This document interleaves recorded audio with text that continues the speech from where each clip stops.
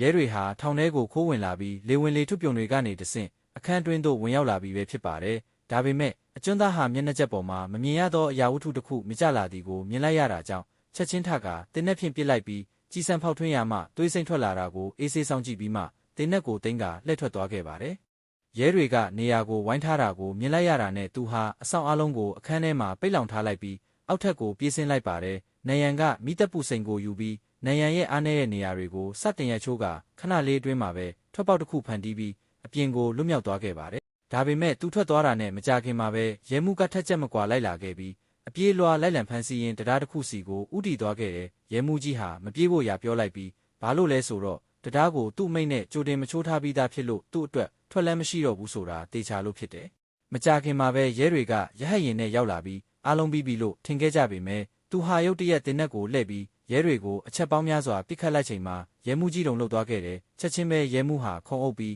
သူ့ခန္ဓာကိုယ်နဲ့ကြီးစံတွေကိုပိတ်ဆို့ကာကွယ်ပေးခဲ့တယ်။ကြီးစံအားလုံးကုန်သွားတော့အကျွန်းသားဟာရဲမှုကိုတွန်းဖယ်ပြီးမြစ်ထဲကိုခုန်ချထွက်ပြေးဖို့ကြံရည်ခဲ့တယ်။စိတ်လှုပ်ရှားစရာအခြေအနေမှာရဲမှုကလည်းချက်ချင်းတင်းနက်တစ်လက်ကိုဆွဲယူပြီးသူ့ရဲ့ပေါင်ကိုပစ်ချလိုက်တယ်။ဒါပေမဲ့အရန်နောက်ကျသွားခဲ့ပြီးဒဏ်ရာရသွားတဲ့အကျွန်းသားဟာတရားအုပ်တိတ်တိတ်ကိုပြုတ်ကျသွားတာကြောင့်သားလေးကသူ့ရဲ့ရိုးရင်းကျင်စီကိုစောင့်နေသေးတယ်ဆိုတဲ့အသိစိတ်ကရဲမှုကိုတွန်းဆုတ်မနေစေခဲ့တဲ့သူပါတရားပေါ်ကနေလက်ခုံချလိုက်တယ်။ကံကောင်းစွာနဲ့ပဲရဲမှုဟာနောက်ဆုံးတော့အကျဉ်းသားကိုရှာတွေ့ခဲ့ပြီးကန်းဆက်ကိုချောချောမွေ့မွေ့ခေါ်ဆောင်လာနိုင်ခဲ့လို့သူ့အသက်ကိုကယ်တင်နိုင်ခဲ့ပါတယ်။ဇလန်းရဲ့အဆုံးသတ်မှာတော့ရဲမှုရဲ့လုပ်ရက်တွေကြောင့်အကျဉ်းသားဟာအလွန်စိတ်ထိခိုက်သွားခဲ့ပြီးအသက်တစ်ချောင်းကိုကယ်တင်ဖို့အတွက်သူ့ရဲ့ရိုးရင်းကျင်စီကိုဝမ်းမြောက်ဝမ်းသာလှူဒန်းခဲ့ပြီးဇလန်းဟာလည်းအဆုံးသတ်သွားခဲ့ပါတယ်။